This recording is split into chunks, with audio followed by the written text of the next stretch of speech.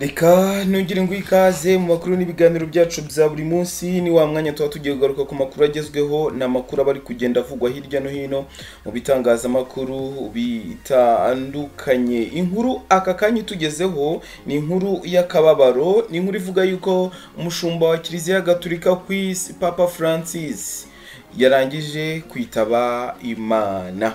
Ibintu byatunguye abantu benshi, ariko yaramaze iminsi arwaye nubwo nyuma yari yaje kuza koroherwa. Reka tubanze tubigarukeho tunarebe nicyo bivuze ku kuba papa apfuye kuwa mbere wa Pasika. Reka nongere nguhe ikaze.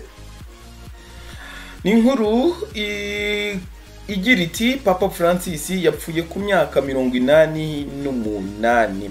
Ni Papa Francis witabye Imana kuri uyu wa mbere tariki ya 21 Mata 2025 afite imyaka 88, aho yaratuye muri Casa Santa Maria i Vatikani. Itangazo ry'urupfu rwe ryasomwe na Kardinali Kevin Freire wari i Vatikani, aho yavuze ko Papa Francis yapfuye saa 1:35 za mu gitondo, ashimangira ko ubuzima bwe bwose bwari ubwa serivisi ku Mana n'itorero. Papa Francis yari amaze igihe arwaye guhera umwuka muri Gashyantare 2025, aho yajyanywe mu bitaro bya Gemelli kubera ibibazo byo mu myanya y'ubuhumekero. Yaje gusubizwa mu rugo nyuma y'iminsi 38, ariko ubuzima bwe bukomeza kuzamba. Yari asanzwe azwiho kugira ikibazo cy'ubuhumekero kuva mu bitaro, kuva mu buto bwe, mutubabarire yavuze kuva mu bitaro, kuva mu buto bwe, aho yigeze gukurwamo igice cy'ibihaha mu 1957. Mu mwaka wa 2024 yasinyiye uburyo bushya bw'imihango y'ishyingurwa rya Papa, aho yifuzaga ko biba mu buryo bworoshye kandi bugaragaza ukwemera mu izuka rya Kristu. Naruhukire mu mahoro umushumba wa Kiliziya Gatolika ku isi. Abakristu Gatolika turabihanganishije, kandi by'umwihariko tunihanganishije n'abakristu ku isi hose. Papa Francis yari umuntu cyangwa yari umukozi w'Imana. Ahangaha Papa wenda tugarutse ku mateka ye, yakoreye Imana muri serivisi yatanze, yakoreye Imana, yatanze serivisi ku Mana na Kiliziya cyangwa n'itorero bitewe nuko wabyita. Papa Francis yakoze impinduka zikomeye cyane, by'umwihariko agerageza guhuza Kiliziya Gatolika naho isi igeze ubu ngubu. Agerageza guhuza imyumvire ya Kiliziya nuko isi iri kwitwara kuri iyi nshuro cyangwa kuri uyu munsi.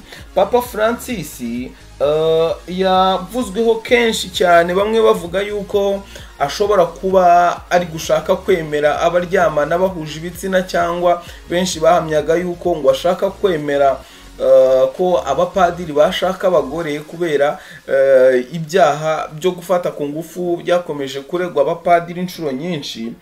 Ariko bamwe bakavuga yuko uburyo babibona ko atari ko bimeze. Ni nko mu minsi yashize aho Papa Francis yagaragaye nk'aho yemeye yuko abahuje ibitsina cyangwa bano babana bahuje ibitsina cyangwa bafite iyo myemerere bajya mu Kiliziya bagahabwa umugisha nk'abandi, apana amasakaramentu, bagahabwa umugisha nk'abandi. Ibi ni ibintu byaje kwamaganwa n'abantu batandukanye, by'umwihariko abantu bari mu madini atandukanye, ariko by'umwihariko Kiliziya Gatolika yo muri Afurika nta yigeze ivuga yuko ibyo bintu itazigera ibikora, nubwo hari izindi Kiliziya zitagize byinshi zibivugaho, ariko bagiye babisobanura bavuga yuko aba bantu batakwiye guhezwa, kuko Imana yanga icyaha ariko ntiyange umunyabyaha. ni ibintu byinshi yagiye avuga bitagiye bivugwaho rumwe, aho yagiye asura amadini atandukanye, yasuye imisigiti, ajya mu musigiti ari kumwe n'abashehi muri biriya bihugu by'Abarabu, cyane ibihugu byiganjemo abasilamu, agaragaza yuko hakagombye kubaho ubumwe bw'amadini kuruta gupfa imyemerere.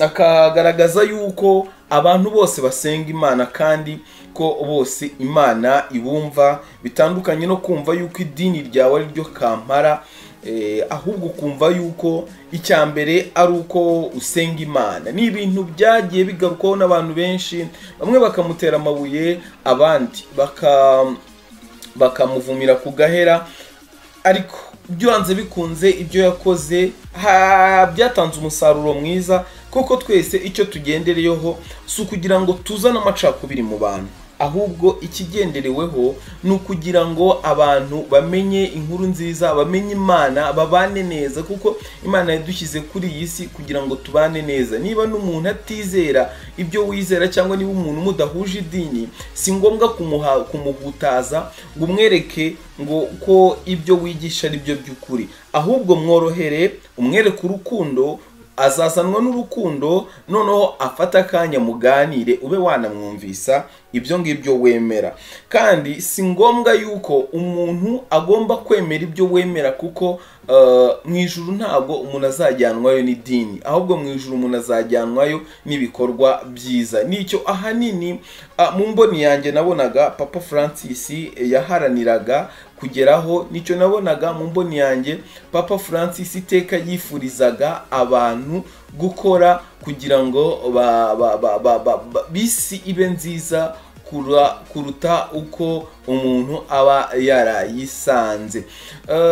Ikindi kintu wenda ni amateka turaza kuza kugarukaho, ndaza kuza kuyibategurira. Ikindi kintu twamenya kuri Papa nuko Papa yaharaniye mu kuri ko amadini agira ubumwe, ariko no kugerageza gukomeza kuvugurura Kiliziya Gatolika kugira ngo ikomeze ijyane n'ibihe tugezemo. Amateka ye ya Papa by'umwihariko uko yavutse, uko yabayeho, aho yavukiye, nzabigarukaho.